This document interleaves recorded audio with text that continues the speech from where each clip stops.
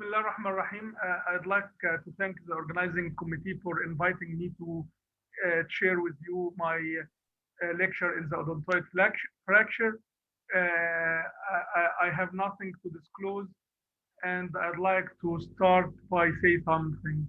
Any one of the colleagues will enter the exam.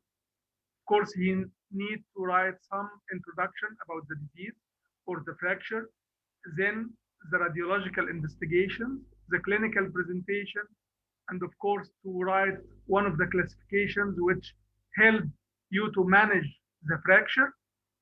And of course, if there is surgical intervention, either anterior or posterior or conservative management should be highlighted. And of course, at the end, you need to write some special uh, pathologies. For example, fractures in pediatric odontoid, for example. So let us go through the odontoid fracture. Uh, it is the most common fracture of the axis, and it actually represents 10 to 20% of all cervical fractures. So it is common. And according to the literature, it is very common in elderly nowadays. And the elder patient can anticipate it with low energy trauma, and it may be present isolated. In our country, actually, I met odontoid fracture in young population more than elderly, and it's usually due to high energy trauma. And most of these patients came with multi trauma patients. So we have bimodal distribution in Europe and in developed countries. It is common in elderly. In our country, it is common in young population. It is common in elderly population because if we can see like this photo here, you can see that the waste of the dents is, is avoided and there is osteoporosis and osteopenia. So it is a weak point. So isolated fracture odontoid can be anticipated in old patients due to osteoporosis. Regarding the investigation, as we heard from Professor Benha, it is important to do lateral cervical spine and open mouth view. Open mouth view like this here, you can see here, this is the fracture line in the odontoid. And this is hardly seen in older population due to the spondylosis and the osteoarthritis which be present and anticipated around the C1, C2 articulation. So here we can ask for CT, and of course reformat is mandatory to highlight the fracture. And sagittal reformat is important, coronal reformat is important, axial reformat as well, but you may miss the odontoid fracture in axial reformat. So in odontoid, lateral X-ray, open mouth, sagittal reformatted CT, coronal reformatted CT. And to do MRI, if you have neurological signs or symptoms, the patient has neurological or cord insult, or you suspect ligamentous injury, here you need to do MRI as well. In the radiological investigations, you need to identify FDA and answer the FDA question. What is FDA? It is the fracture level. F2, fracture level, fracture comminution. D is fracture distraction and direction of displacement. Like this here, you can see there is posterior displacement of the fracture. It is fracture at the waist, at the middle of the odontoid. On this X-ray here, you can clearly identify it is a distraction type of injury. And you need to identify two A's, the angulation of the fracture itself, because according to the angulation, you may identify certain types of procedures in the surgery, as we'll see in the next slide, and the angulation of the fragment. Because angulation of the fragment, if it is more than 10 degrees, it may increase the non-union rate, and here it is a surgical indication for treating these fractures. So for radiology, you need to identify fracture level, fracture comminution, 2D's distraction and direction of displacement, angulation of the fracture, angulation of the fragment. The most common used classification is Anderson and Alonso classification. He classified the odontoid into three types: type 1, which is avulsion of the tip, the alar ligament avulses the tip; type 2, which is fracture through the waist, and this waist characterized by it is a watershed area. We have here scanty blood supply, so it is usually liable for pseudoarthrosis; and type 3, which is fracture through the cancellous bone in the vertebral body itself of the C2 vertebral body. So Anderson and Alonso classified into three types: type 1, type 2, and type 3. Grauer in 2005 published in Spine Journal subtypes for type 2. And it is very important to identify these types because it helps you to decide from where you can attack the odontoid surgically, from anterior or from posterior. As I will highlight these in the next slides, and I will tell you some details here as well. Type 2 subtypes. Type 2A, it is non-displaced fracture odontoid type 2 in the waist. Type 2 subclass B, displaced transverse fracture or the angulation of the fracture from posterior inferior and anteriorly it is superior. So if you will apply odontoid screw like leg screw, it will cause compression at the fracture site.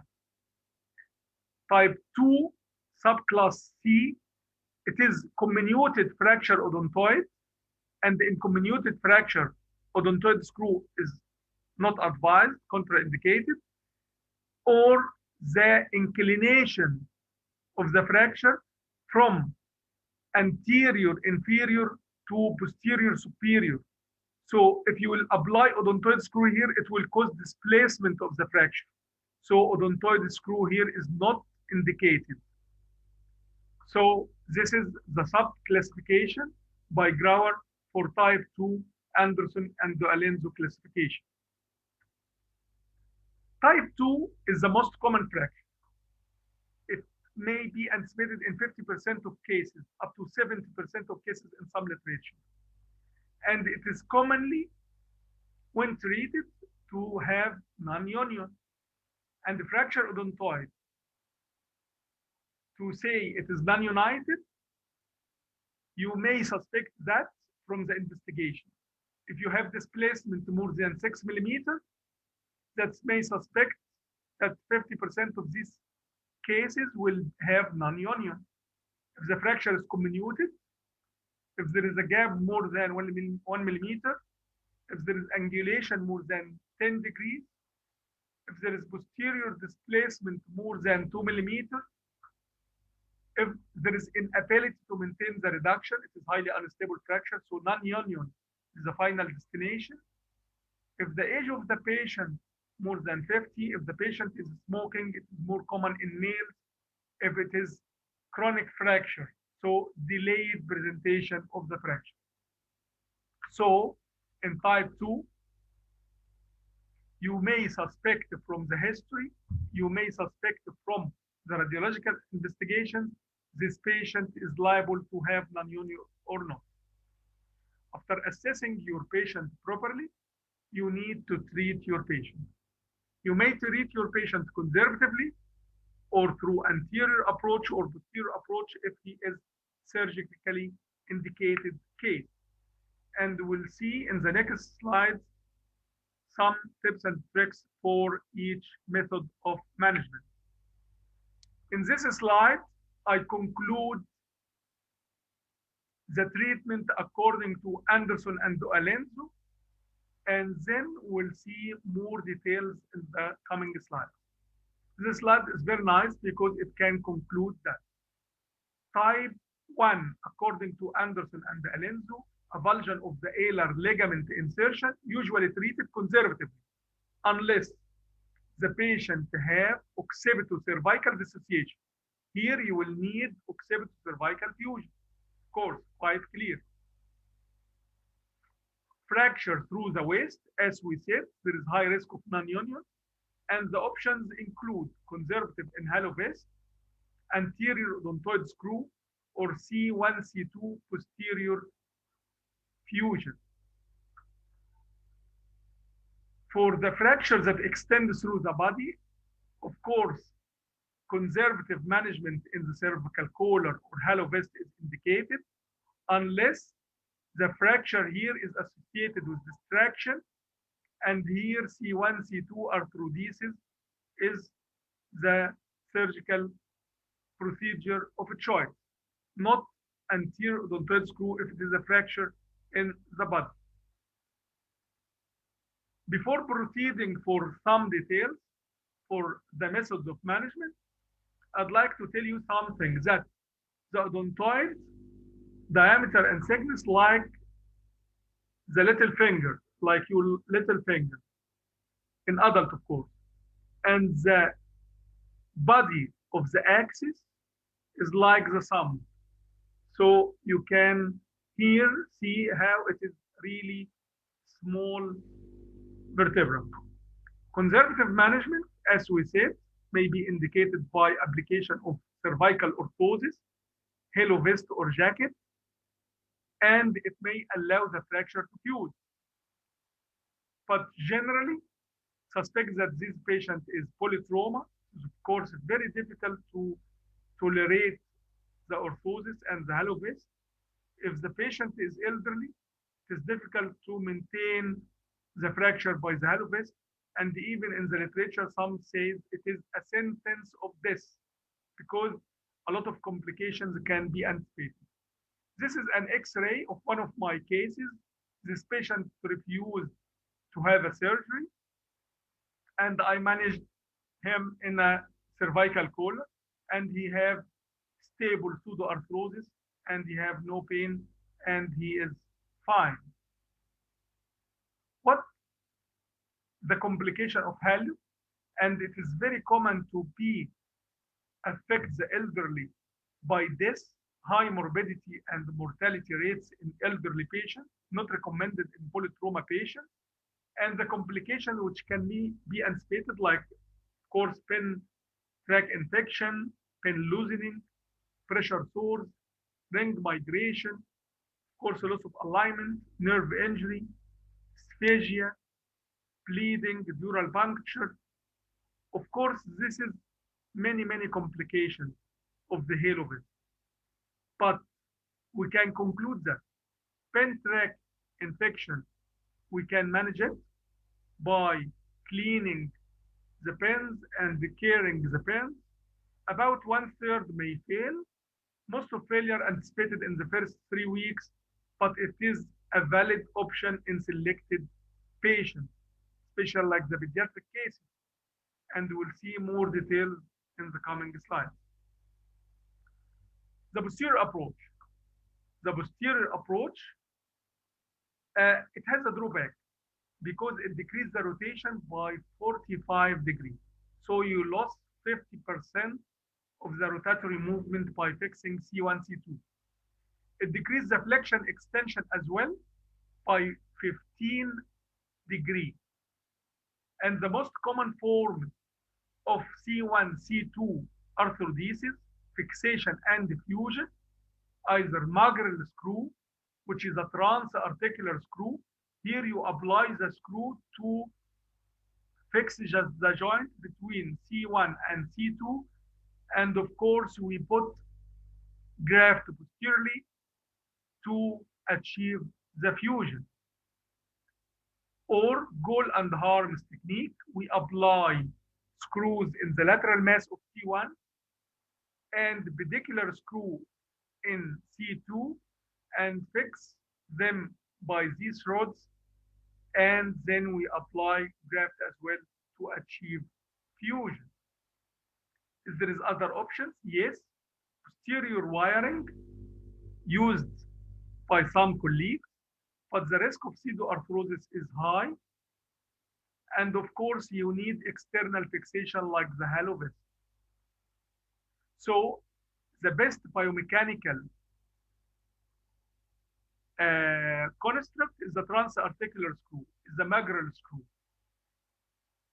And C1 lateral mass and C2 fixation, Harms and Goal technique is also beneficial. And some colleagues who face difficulty while applying the screws may use hooks to fix C1 to C2.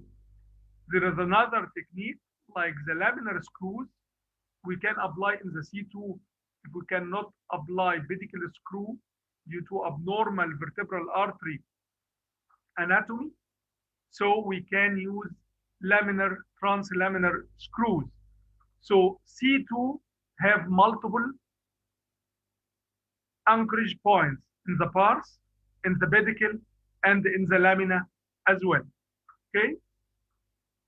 What is the complication which can be anticipated by posterior approach? Like this screw here, this is here where is the vertebral artery. So long screws can hit the vertebral artery and can cause deleterious effect to the patient and fatal effect. Long screws, even either transarticular screws or even long screws in abnormal position, can affect CO-C1 joint, can affect the internal carotid artery anterior to C1. Like this here construct, you can see this screw here is very near to the vertebral artery location. If it is mal-directed screw as well to the midline, it can hit the core. What about the anterior screw, anterior odontoid screw? It is very common and very popular technique for fixed type 2 fracture odontoid. It is common to open the skin in front of C5. You need to have some extension in the neck to get rid of the mandible in order to access the promontory of C2. You need, of course, biplanar fluoroscopy. But if you don't have two fluoroscopes, you can use one, but of course it will take more time. You dissect like doing anterior cervical discectomy and diffusion, exactly, and then you go up to reach the promontory of C2, like this here, this transverse fracture, type 2 odontoid fracture. Here there is guide wire to engage posterior to the promontory of C2. So you need to remove some part of the body of C3 in order to get proper anchorage to C2 vertebral body. Then you apply the guide wire, then cannulated drill to apply cannulated screw. And as we said, you need to enter the body caudal portion of C2 body, posterior to the promontory, and of course, midline single screw is enough. You need to have bicortical purchase. It is act as a leg screw, so it is very common to give you excellent results in Grauer type 2 subclass B. And of course, according to the literature, there is limitation in supporting the second screw. So one screw is enough because no significant difference in the biomechanics and no difference clinically. So one screw is enough. And odontoid screw is contraindicated if the fracture line is parallel to the screw trajectory, like this. If the fracture line like this, from posterior superior to anterior inferior, type 3, type 2, subclass C, according to Grauer. If there is a comminution, if there is a fracture dislocation, if there is large thoracic kyphosis and parallel chest because the inclination to engage the entry point will be very difficult if there is pseudoarthrosis. All these are contraindication to odontoid screw. And according to the literature, anterior screw give fusion up to 80 to 100% and very good clinical results. And it is first described in 1982 by Fowler, and some colleagues start to do it endoscopically assisted or percutaneous. And of course, during anesthetizing these patients, you need fiber optic nasotracheal intubation in order to avoid hyperextension, which may cause neurological insult to the patient. This is a diagram from a photo from the literature for the percutaneous odontoid screw. Here it is a percutaneous incision, and then dilators and the tubes are applied to engage the entry point, which is the posterior to the promontory of C2, and then guide wire, and then cannula, which can capacitate the screw, and then you can apply the screw. And this is published from 2007 by some colleagues. What about fracture odontoid in pediatric cases? We need to identify some osteological facts that the body fused with the odontoid at the age of 6. The body fused with the odontoid at the age of 6. The os terminal arises between 3 and 6 years and fused at the age of 12. And it is mandatory to identify that in order to identify this fracture or not. The injury pattern in children, the pediatric cervical spine injury is rare, and it's commonly to be anticipated in male, most probably due to they are more active and they may anticipate trauma, fall on the ground. And be careful that the head of the child is usually bigger than his body. So the head of the child, usually when he lies supine, tend to push the cervical spine in flexion. According to the literature, we have bimodal distribution in the pediatric patients from the age 2 to 4 or from 12 to 15 years old. And of course, because of the elasticity and the cartilaginous habitus of these children, soft tissue injury is common. Fractures and fracture dislocation or subluxation can be anticipated as well. Subluxation dislocation without fracture can be anticipated because of the cartilaginous epiphysis which is present. And scura, spinal cord injury without obvious radiological abnormality. And here we mean by plain X-ray, because at the MRI you can detect the scura, spinal cord injury without obvious radiological abnormality. Some anatomical facts for the children: they have weak muscles, they have lax ligaments, the vertebral bodies are wedged in its shape. So when you have plain X-ray, don't say it is a compression fracture. No, it is a normal configuration of the vertebral body, wedged in shape. You have horizontal shallow facets, unlike the adult. Here you can see the angulation. Here it is shallow facets. And the presence of synchondrosis facilitates the sliding and shearing forces. And the uncinate process is not developed in this pediatric age. So there is no restriction in the rotational and the lateral motion. So be careful of these patients when you see the X-ray. Odontoid fracture in children can be anticipated in children up to 75% of cervical fractures. And as we said, due to the large head to the body size, it tends to go anteriorly and displace the anteriorly due to go in flexion with the head. Falling is the most common mechanism. Displace the anterior, as we said, and there is preosteal sleeve help to stabilize these fragments after reduction in extension. And the management, according to the literature, either crossed reduction with extension maneuver and halo cast or Minerva, especially in younger population less than 3 years of age. Most of them heal well in 2 months duration with excellent results, and surgical fixation is really unusual. This is some photos of young children with halo jacket, halo vest, and Minerva.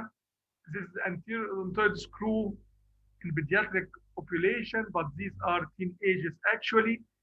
And we cannot apply conventional odontoid screw in pediatric population because the diameter of the odontoid is less than 6 millimeter, and the length of the odontoid itself is less than 23 millimeter.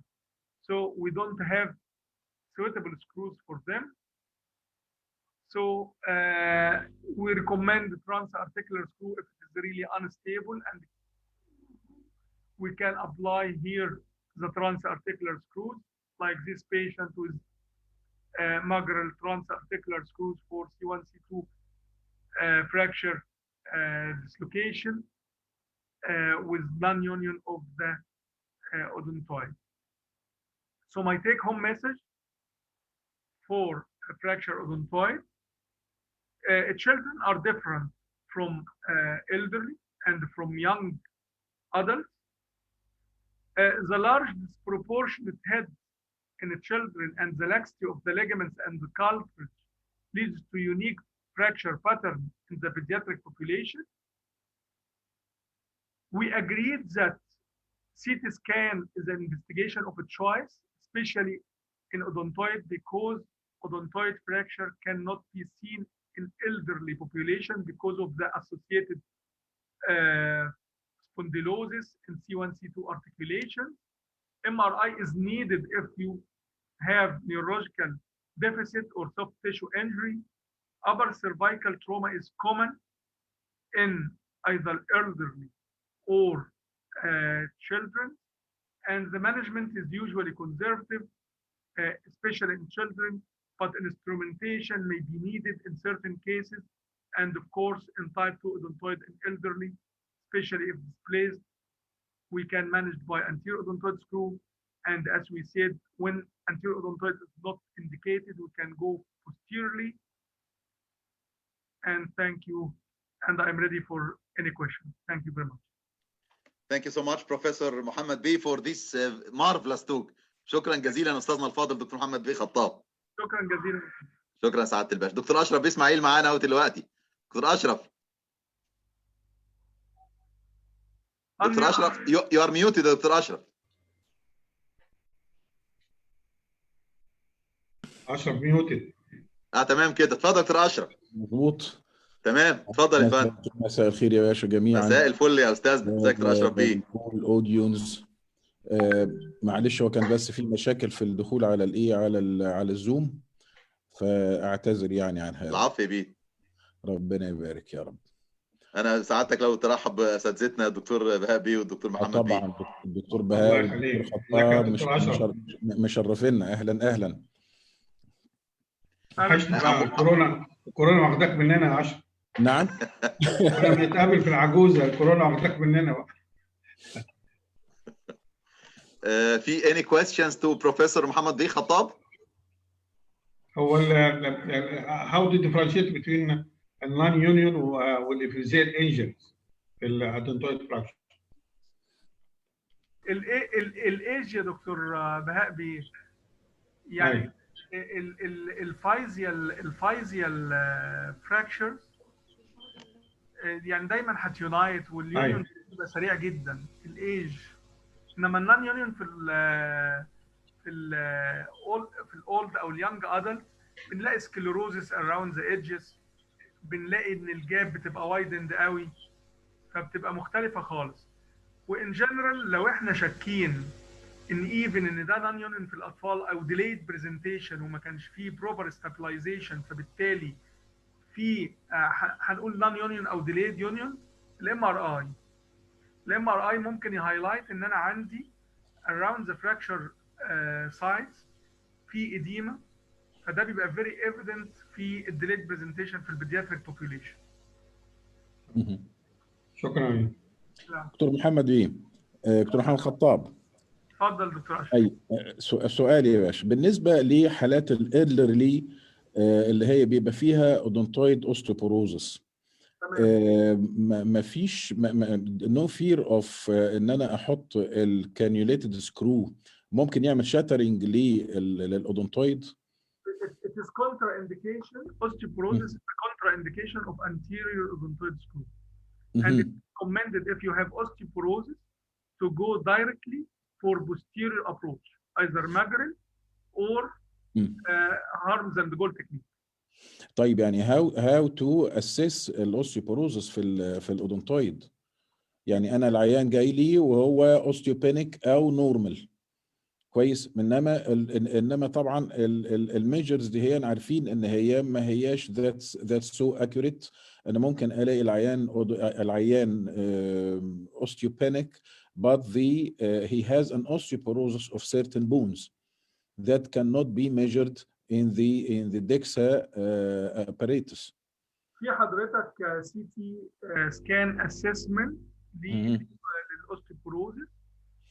احنا عندنا ان شاء الله في الايجنج سباين هيبدا يوم الجمعه ان شاء الله في اول سيشن عندنا الاستاذ دكتور حسام صقر دفعتي من طب عين شمس راديولوجي هيدي محاضره كامله عن راديولوجيكال اسسمنت اوف اوستيوبوروزس، مش الدكسا بس، السي تي سكان كمان، في اذر ميثود مش افيلابل في مصر، هيقول لنا كل الحاجات دي. فانا من هنا بدعو زملائنا الافاضل واساتذتنا الافاضل تو جوين الايجنج سباين، وهيبقى جمعه وسبت ان شاء الله من 2 ظهر ل 9، يعني هو حاجه كده طويله شويه. تنورونا ان شاء الله. هيبقى هايبريد ولا اول ان لاين؟ هو حضرتك للفاكولتي الايجيبشن فاكولتي موجودين، هنبقى في شيراتون القاهره قاعدين مع بعض، عشان ما نقدرش نعمل جاذرنج كبير. هو اونلاين مينلي للاتنديز والانترناشونال فاكولتي والناشونال فاكولتي اللي في محافظات ثانيه. فهو فري ريجستريشن واكريديتد كمان، واللينكات متاحه في كل الجروبات. يعني فرصه كويسه نشوفك برضو يا دكتور محمد. يا باشا تنورنا يا فندم. ربنا يخليك دكتور محمد، ربنا يخليك. Mohamed B, we have a question for you, sir. اتفضل يا فندم. It's difficult to differentiate between type 2 and 3 Anderson classification. Any tips, sir, for this differentiation? CT scan, coronal and sagittal reformation. Yes, sir. Yes, sir. Thank you so much, sir. We have no other questions. شكرا جزيلا استاذنا الفاضل استاذ دكتور محمد بيه خطاب. يعني وجود حضرتك تشريف لنا النهارده يا دكتور محمد بيه. أعزك الله يا فندم. ربنا يكرم سعادتك يا استاذنا. Thank you so much, sir.